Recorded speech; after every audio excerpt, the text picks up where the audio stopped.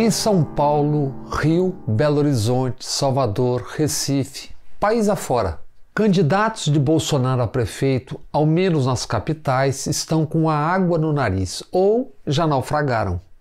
A partir desta terça começa a se saber: Donald Trump ganha ou perde nos Estados Unidos? E como estão os militares dentro e fora do governo Bolsonaro? Qual é o humor nos quartéis? E escandaloso, de dar nojo, sinal desse tempo de bárbaros e barbárie, o julgamento de André Camargo Aranha em Santa Catarina. André Aranha, um empresário branco, rico, que estuprou Mariana Ferrer. Foi absolvido, imaginem só, por estupro culposo. Ou seja, ele estuprou, mas sem querer estuprar. Uma invenção judicial com um acréscimo. A defesa, o advogado, humilhando a vítima. Já dito aqui mais de uma vez, por necessidades técnicas do jornalismo, os assuntos, os temas, os fatos são fatiados, por questões, entre outras, de espaço e tempo. Assim, assuntos, fatos, tantas vezes interconectados, são expostos como se não tivessem relação alguma.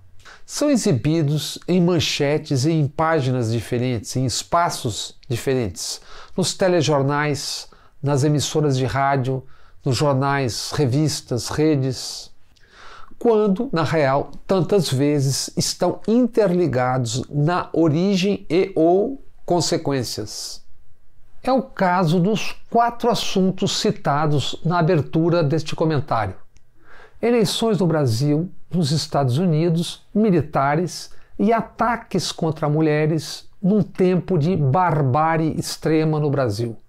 O presidente Bolsonaro corre grande risco de tomar uma surra eleitoral, ao menos nas capitais. E mesmo que Biden represente uma visão básica dos Estados Unidos para o mundo, Bolsonaro perde muito se Trump perder. E os militares, os do Brasil, já perderam muito com Bolsonaro e podem perder ainda mais. Seguindo as técnicas do jornalismo e, como diria Jack, aquele de Londres, vamos por partes.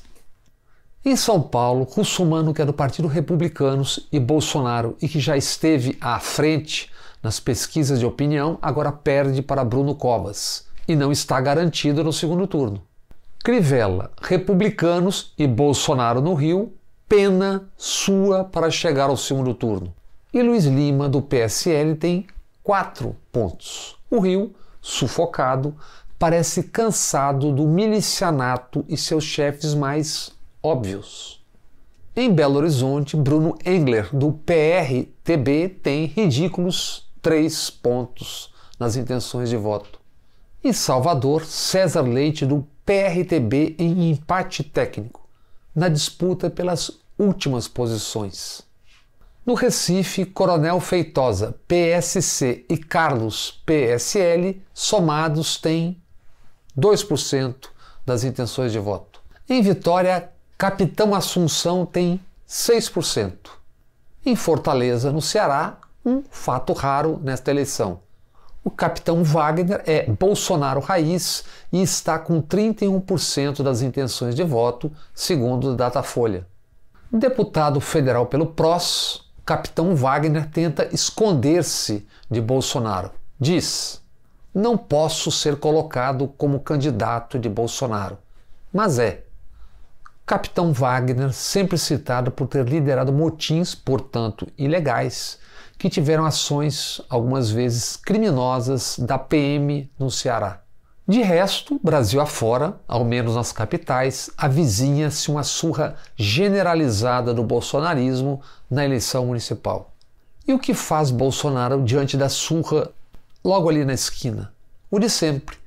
O site de checagem Aos Fatos informa: em 667 dias de governo, Bolsonaro deu 1.796 declarações falsas ou distorcidas.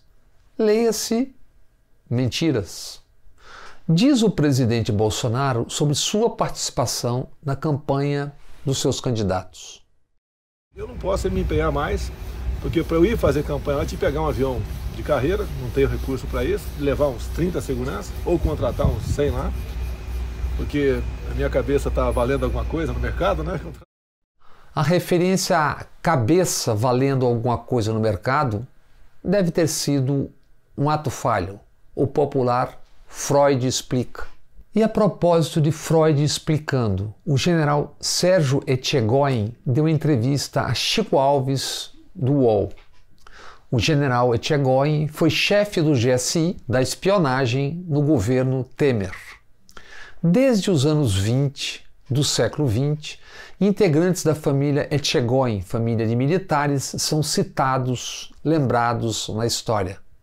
Enquarteladas, tentativas de derrubar presidente, derrubada de presidente e participação em governo ditatorial. Sempre que isso fique claro, em defesa dos valores cristãos, contra a corrupção, contra o comunismo e pela democracia. Etchegoyen agora tenta explicar um livro do filósofo Dennis Rosenfield, que fez entrevistas com Temer. O próprio livro usa muitas palavras para explicar-se já no título.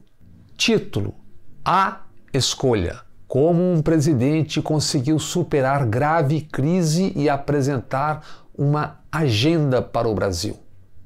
Esse presidente, vejam bem, é o Temer. E a agenda do Temer deu nessa superação da crise que nós estamos vendo e vivendo. Numa das entrevistas de Temer, uma confissão. Ainda quando vice de Dilma, ele se reuniu com generais. Antes do impeachment, reuniões entre 2015 e 2016. Reuniões com o próprio Etchegoyen, quando ele ainda era o chefe do Estado-Maior do Exército, e com o general Vilas Boas. Vilas Boas, o então comandante do Exército. Como conta a história, por 2 vezes o então comandante do Exército, Vilas Boas, ameaçou o Supremo Tribunal Federal. Isso às vésperas de decisões que poderiam beneficiar Lula. A história conta também que depois Vilas Boas seria acolhido por Bolsonaro em seu governo. E o próprio presidente revelou que ambos guardam um segredo. Muito obrigado, comandante Vilas Boas. O que nós já conversamos morrerá entre nós. O senhor é um dos responsáveis por estar aqui. Muito obrigado mais uma vez. Etchegoyen confirma: era grande a irritação dos militares com Dilma e com o PT por conta da Comissão da Verdade. Aquela comissão que investigou os crimes da ditadura brasileira. Sobre a irritação com a Comissão da Verdade, o que Etchegoyen e militares têm a dizer sobre o pós-ditadura nas vizinhanças, nos países da região, nos países envolvidos na Operação Condor?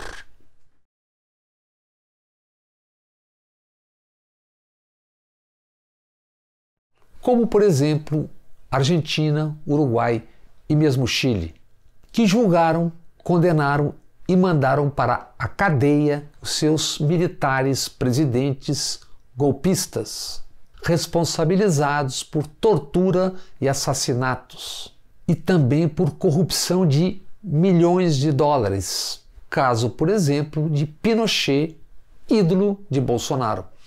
No Brasil, militares e seus braços, PMs e policiais civis, não foram julgados.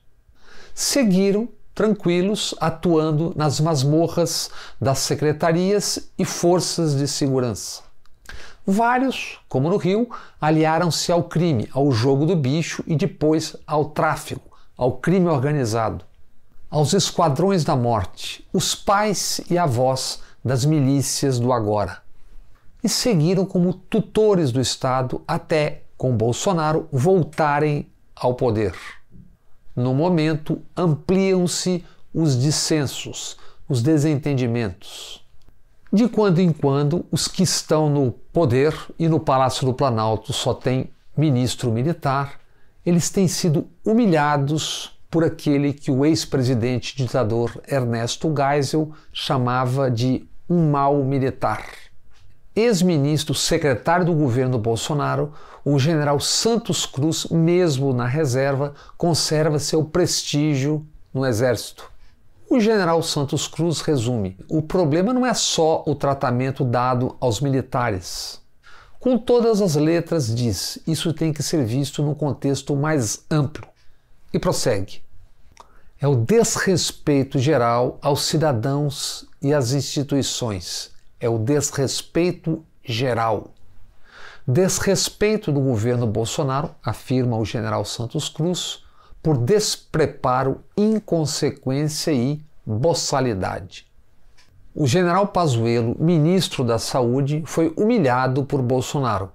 E Santos Cruz tuitou: hierarquia e disciplina na vida militar e civil são princípios nobres, não significam subserviência e nem podem ser resumidos a uma coisa simples assim como um manda e o outro obedece, como mandar varrer a entrada do quartel. O general Otávio Rego Barros, ex-porta-voz de Bolsonaro, foi mais um militar na lista de humilhados por Bolsonaro. Agora, num artigo para o jornal Correio Brasiliense, Otávio Rego Barros desabafou. Sem citar o nome, disse que Bolsonaro não admite discordantes leais.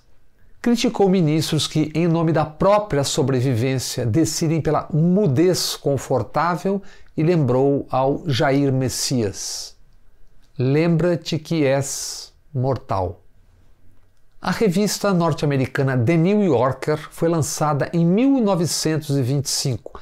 É célebre pela qualidade dos seus textos e do seu jornalismo. Bolsonaro, na ONU, diante de Trump, sintetizou para a história a submissão, a sabugice, o capachismo. Declarou-se: eu te amo. Se seu amor Trump vencer a eleição, Bolsonaro ganha. Se perder, ambos perdem.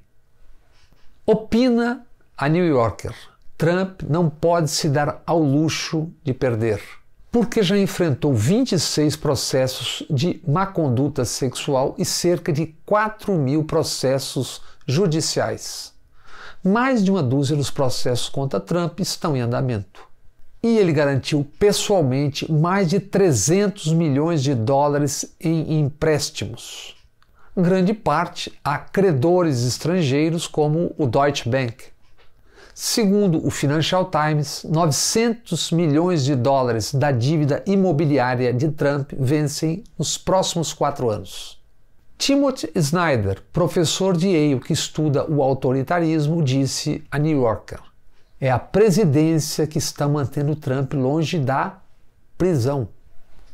Messias Bolsonaro, torça pelo futuro do seu amado Donald Trump. Pense bem no que disse o seu general e ex-porta-voz Otávio Rego Barros ao recordar em latim o quão passageiro pode ser o poder. Memento mori. Lembra-te que és mortal.